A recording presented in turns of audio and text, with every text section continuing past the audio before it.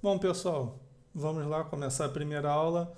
Algo que a gente vai falar hoje é muito importante, vocês provavelmente vão usar isso a vida inteira de vocês enquanto desenvolvedores, seja em Delphi, Pascal, Web, o que for utilizar, um laço é sempre algo importante a se saber. Por N situações, facilitar a nossa vida com contadores, facilitar a nossa vida em busca dinâmica, entre outras situações. Já vi gente que não sabe utilizar mesmo, criando coisas mais robustas, e aí toda vez que vai utilizar algo como for tem que ficar pesquisando. Então, aprendam, entendam como funciona, entendam o que é e vamos lá. Vou começar aqui criando o primeiro projeto, Multi Application Device. Vou colocar aqui branco, não. Ali ele está perguntando se eu quero salvar o que estava aberto, não quero salvar. Beleza, vamos lá. Aqui está o nosso projeto inicial. Vou começar aqui renomeando meu projeto, botando aqui aula 1, nome do projeto. Já em cima disso, o que é o for? Como a gente falou, ele é um laço. Qual é a sintaxe do for? É basicamente for variável, uma variável inicial, que ela vai receber um valor inicial, to, ou seja, para, um valor final, do.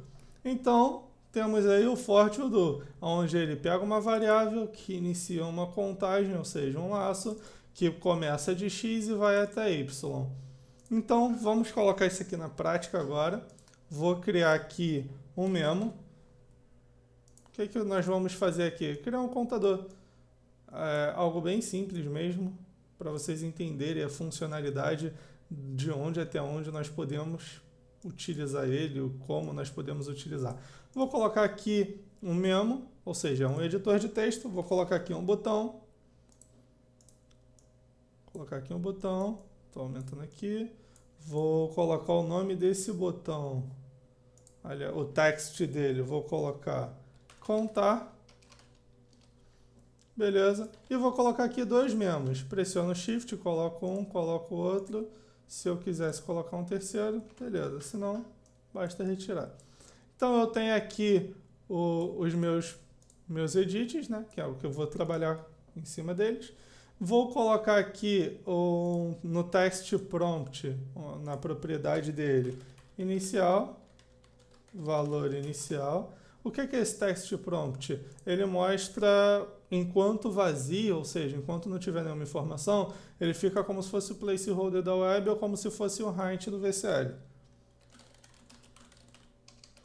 Para explicar e eu não ter que colocar um label aqui em cima do que é o que. Beleza.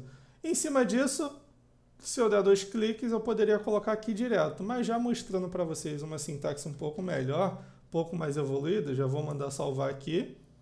Ctrl Shift S. Desenvolvimento, curso, treinamento, aula 1. Deixar como unit mesmo. Beleza, vou mandar salvar de novo. Já está aqui a aula, mandei salvar. Eu vou vir aqui em Public e vou criar uma procedure. Porque se eu quiser reutilizar essa mesma função em outro lugar, basta eu chamar ela. Eu poderia criar uma classe separada, poderia criar um arquivo, mas como aqui eu estou mostrando para vocês a utilização do for e já a inicialização de uma procedure, vou jogar aqui direto. Vou colocar aqui procedure, iniciar contagem, e vou colocar aqui vin de inicial, ou seja, valor inicial, valor final, ambas do tipo integer. Só que aqui eu quero que ele seja inteiro. Porém, para eu não ter que fazer um cache na hora que eu chamar essa informação, eu vou colocar ambas do tipo string. O que eu faço agora? Pressiono Ctrl Shift C, ele já instancia para mim aqui embaixo a parte do código que eu vou precisar. Em cima disso, eu vou colocar aqui for, a minha variável inicial, ou seja, em cima do begin dentro da minha propriedade aqui. Vou colocar i do tipo integer. Por que eu estou fazendo isso? Que ele vai pegar, ou seja, vai para i, ele vai iniciar aqui, do low to height. Então, no low, eu vou colocar aqui vinicial.toString, .toInteger. E vou colocar aqui vfinal.toInteger. to integer também. Beleza?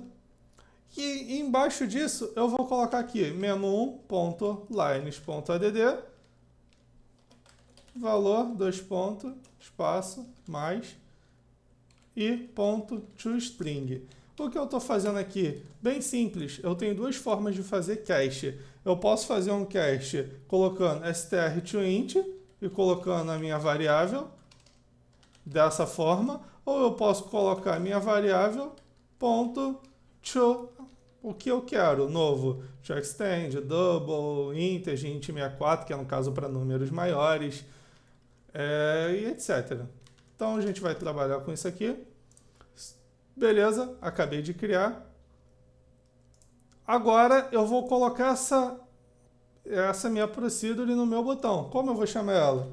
Iniciar contagem inicial. Ele já me pede aqui, ó, dois parâmetros. V inicial, que vai ser o edit1.text, e o meu V final, que vai ser o edit2.text. O motivo de eu ter colocado essa informação aqui, do tipo string, foi para eu não ter que fazer um cache aqui na chamada. Então eu posso trabalhar com ele tranquilamente, levando eles dois como string, e quando ele chegar aqui onde eu preciso que ele chegue, eu faço o cache dele, que assim eu só faço uma vez e diminui a quantidade de código. Beleza, vou mandar aqui iniciar o projeto agora, vou dar aqui um compile. Está compilando.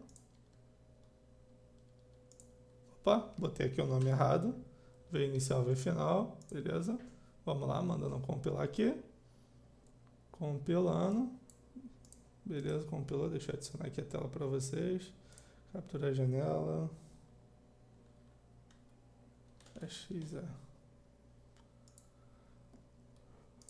Beleza. Está aqui na tela.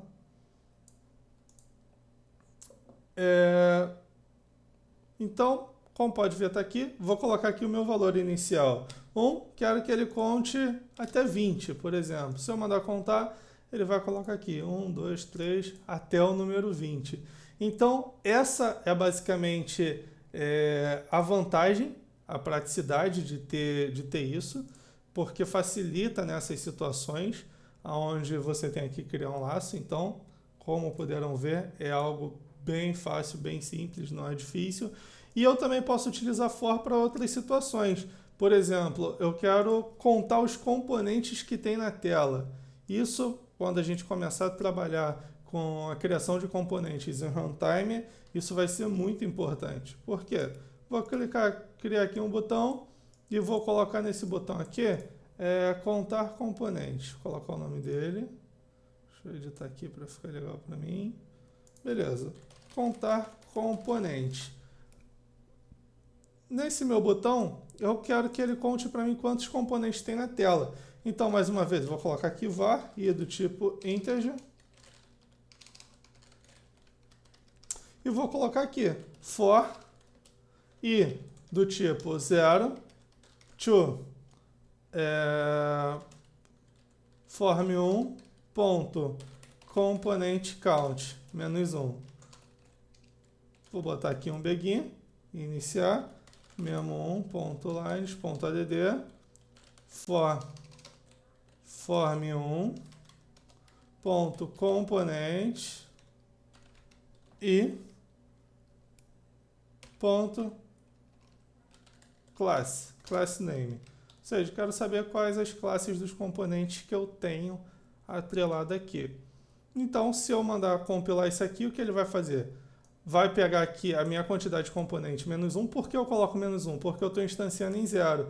Toda contagem que começar com 0, eu tenho que pegar o meu valor e colocar -1. Porque se eu contar de 1 a 10, eu vou ter 10. Mas se eu começar de 0, só vai até 9. Então, se ele tiver 10 componentes e eu começar com 0, eu tenho que pegar sempre 0, 1, 2, 3, 4, 5, 6 e assim sucessivamente. E eu também poderia fazer aqui de uma forma inversa, que seria, ao invés de fazer isso, colocar to, eu poderia usar down to. Ou seja, eu começaria no meu maior número, ou seja, de quanto eu tenho, até chegar em 0. Então, vou usar aqui somente o to normal. Beleza, vou mandar compilar aqui de novo. Tá aqui na tela. Vou clicar aqui, contar componentes. Aqui ele me deu que eu tenho um tmemo, um tbutton, um tedit, outro tedit e outro tbutton.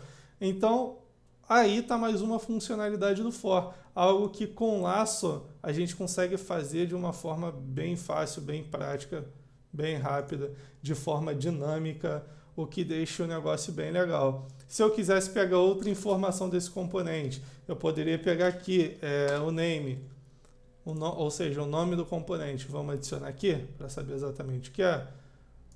Começar aqui, count componente. Memo 1, botão 1, edit 2, botão 2. Então, dessa forma, eu consigo validar os componentes que eu tenho na tela e assim trabalhar em cima dele ou fazer alguma coisa. Por exemplo, eu quero que vou renomear aqui um componente, vou colocar aqui o V inicial. Beleza, vou editar o nome dele, tá como edit 1, vou colocar aqui edt valor 1, beleza, tá só edt valor ini. Tá, aqui no meu componente eu vou botar if, copiar aqui, se o meu componente name for igual a edt valor ini, eu quero que, sei lá, edt valor ini.text vai ser igual a 10. Ou seja, ele vai receber 10. Se ele achar esse componente. Então, vou mandar aqui compilar. E o que ele vai fazer? Opa, deu erro aqui. Ah tá, realmente não existe mais. Agora, edt valor ini.text. Mandando compilar. Então, eu tenho aqui, se eu mandar contar, ele colocou 10. Ó, vou apagar tudo e vou clicar aqui de novo. Colocou 10 aqui e ele achou aqui, edt valor ini. Então, o que ele fez? Ele abriu a contagem, até onde estava, e simplesmente colocou a informação lá. Enquanto existir, ou seja, o edt valor ini achou, colocou a informação. Então tá aí uma utilização do for, algo que é bem legal. Poucas pessoas utilizam dessa maneira, mas é bem prática, bem fácil. Não precisa de ficar botando componente. Eu já vi gente botar componente para fazer laço. Cara, você tem o for aí que quebra um galho e resolve muita coisa. Para a nossa primeira aula, vai ser isso aí. Espero que tenha ficado bem explicado, que vocês tenham entendido bem a utilização do for. E até a próxima.